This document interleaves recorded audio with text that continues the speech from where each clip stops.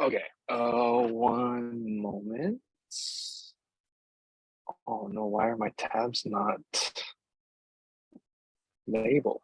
Oh, I'm gonna have to guess. Okay, well, we're gonna play the guessing game. Go. Aloha, my name is Miyashita. I am an agriculture teacher out at Honouliuli Middle School on the Kapolei side of Oahu. I'm doing the second lesson in the feast book, Patterns in Nature, and I modified it a whole bunch. You can go to the next slide, thank you. So I guess I'll start off with my challenge question. How can we adapt this lesson to be a longer project so students can practice kilo and see patterns over the course of a year? So the lesson that I did was a pattern lesson focused on sun, the wind, and the rain. Let me look ahead. Yeah, so if you could go to the next, yeah. I had students kilo and observe about the weather and seasons. And in the end, I wanted them to come up or have a strong enough base of knowledge to make decisions about where the best garden would be created. And I wanted to have them apply their knowledge. So I modified this lesson a bunch. If you could go to the next slide.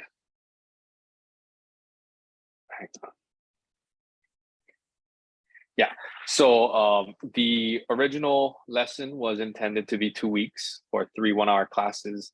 I extended it to fit kilo, to teach the kids kilo, because I thought observing these patterns directly, translated to kilo and teaching them kilo. So kilo is observing and kind of just being in nature and then finding patterns within that. So it directly aligns. So I was like, I got to do kilo and do this lesson because it just fits so perfect. So I treated this lesson more as a unit instead of just a mini lesson. I expanded it.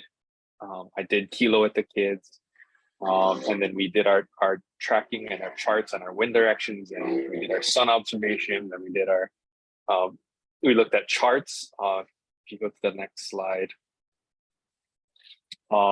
This is where the 3D learning came in, the NGSS, DCI, and the CCC came in. We looked at patterns, we looked at charts. These are their wind charts for 2 weeks. The days that I had them, we went out during class time. We kiloed for 2 minutes prior to this, so it kind of lends itself into its own little thing. And then they felt the wind, they determined where it was coming from. And I thought we were just gonna go outside and just do the wind patterns and then come back inside, log it. But my students started to notice and align these wind patterns with weather patterns. Out on the west side, it's super hot, it's super dry.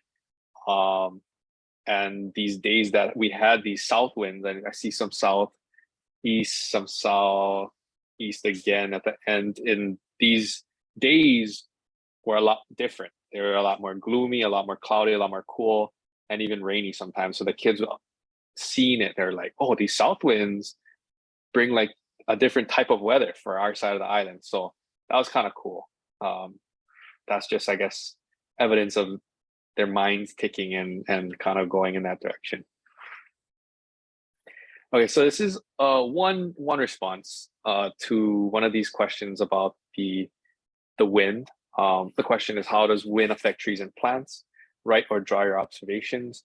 And their answer was, understanding the wind's patterns can help us calculate the weather. The wind and weather affects how plants grow and develop while they're in our care as gardeners and farmers. With information on the wind, we know what and when we should plant. My students also started to think, using their prior knowledge that they've collected throughout the sun, the wind, and the rain. They determined that certain plants do better during certain times of the year. Like when we're looking at rainfall data, there was dips in the summer and then rises in the winter, for the most part in Hawaii. So they're like, maybe we can grow more sun tolerant things in the summer versus the winter. Maybe we can grow a little bit more like things that thrive in wetter conditions. So these are just like, it was kind of like so broad, these lessons, not broad, but it lent itself to like a lot of thinking. That's kind of what I liked about it. And you really can go any which way with these lessons. It kind of lends itself to PBL. Like you could, I know, the waste audit and stuff like that. You can scale it as large as you want it to be. But yeah, can we go next slide, please? Okay, yeah. So I treated this lesson, or I guess a section of a lesson, more like a unit and then a lesson. So I turned the model and the drawing that's at the end of this unit into a summative test. I noticed that there was no like real summative test. It didn't say it was a summative test. It said it was part of the lesson, but I treated it as a test.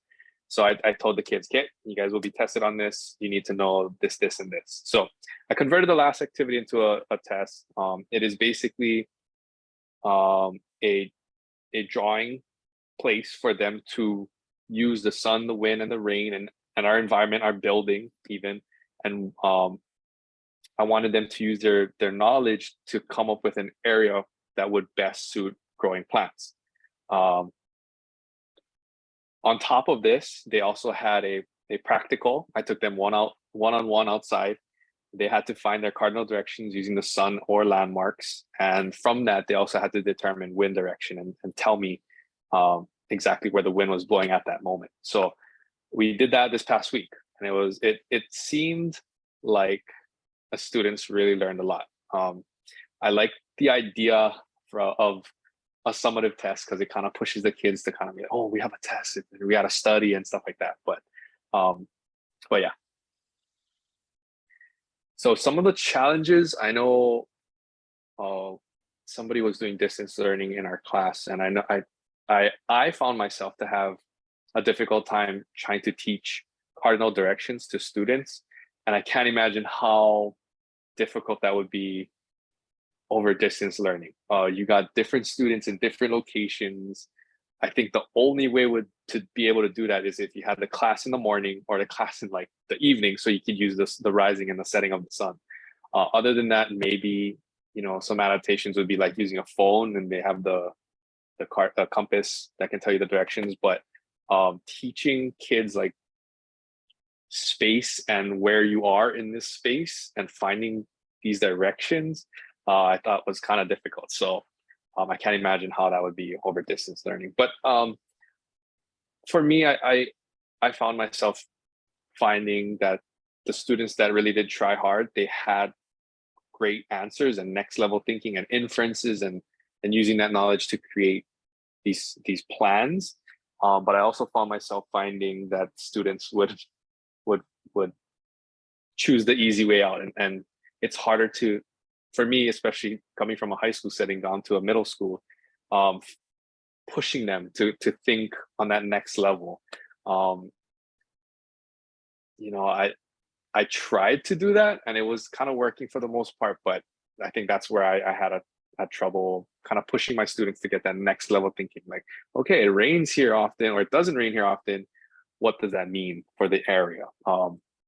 Why is it different on different parts of the island and stuff like that? So yeah. And back to the challenging question, how can we adapt this lesson to be a longer project so students can practice kilo and see the patterns over the course of a year? Mahalo nui Tai. I think Lauren has a sequence for us to give the feedback.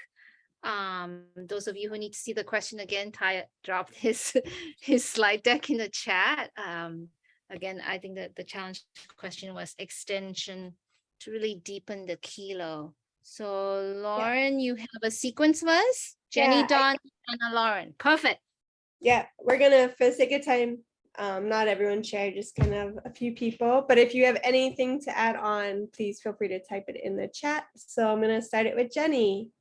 Okay, Ty, I thought you did a really great job. It was really interesting how you were able to have the students, be able to do kilo outside. I think that's really great to get them outside and, kind of see their, especially at your school, the weather sounds very different than here. So I thought that was really cool.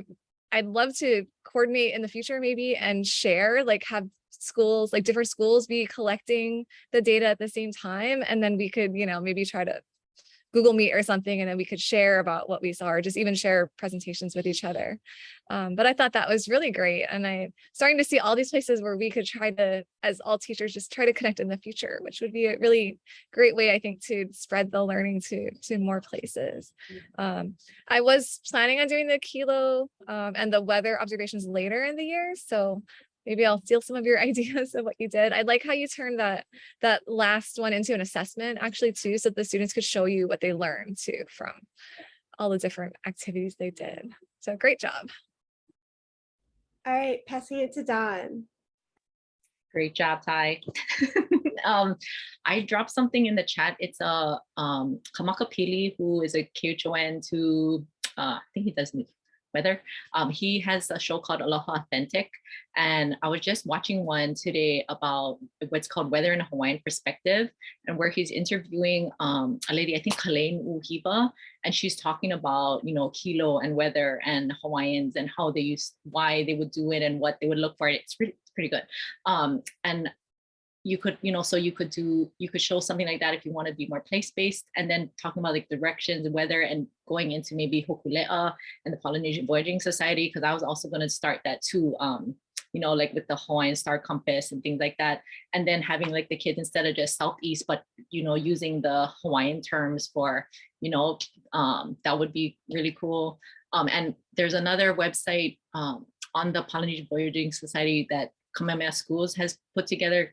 It's like Holomoana resources, and there you can get like there's whole like lesson plans, things like that. Yeah, so I just printed a whole bunch, and I'll drop that in there too. But it's really good if you wanted to extend it, because instead of just we're gonna kilo the wind every single day, like I think the kids would be over it, right? But if you expand it, like who are these other people that use not only gardeners and farmers, but use the weather for all these kind of things, right? And then make them like the weather forecasters. So like she talks about that, Kale talks about that in the show, about how like she's like, not that for whether other people who do the weather are wrong, but it's maybe not for the area, like every they just do the weather in general, right? But it might be different in Kapolei than Manoa or Molokai, right? So kind of thinking about that. And yeah, that would be cool too, like what Jenny said, to have people from different places, come together and all kilo the weather and share. Yeah, but great job. Awesome. Well, everyone said what I was gonna say. Awesome job. I think, yeah, with kilo, just gotta keep doing it in a consistent way so that students are continuously practicing. Also maybe having them focus on different things to kilo at different times. So like sometimes it's focusing on the sky, and sometimes it's focusing on like rain, and that way they don't get bored. Or if you want just like all of it all the time or like in a set schedule kind of thing.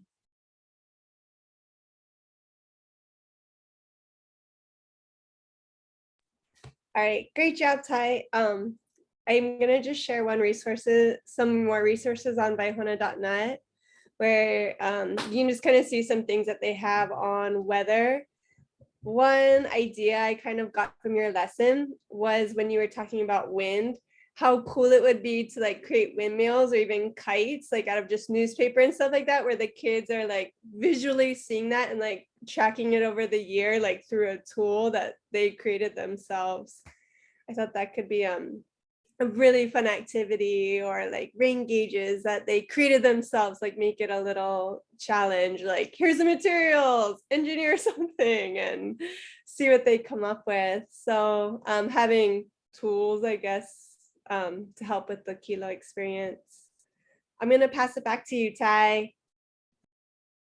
Yeah, mahalo for all the resources. You guys got my mind going already, like how I could be better. But I did also do one modification. I took out the wind detection kind of thing with the thing, because I wanted it to be a little bit more like, okay, you guys got to feel the wind. And I did struggle with having students being able to locate where the wind is coming from. So I think that is an awesome idea, Lauren, to have them engineer something that is like a wind detection kind of deal. Yeah, thank you guys. That was awesome. You got my mind going already. Like, yeah.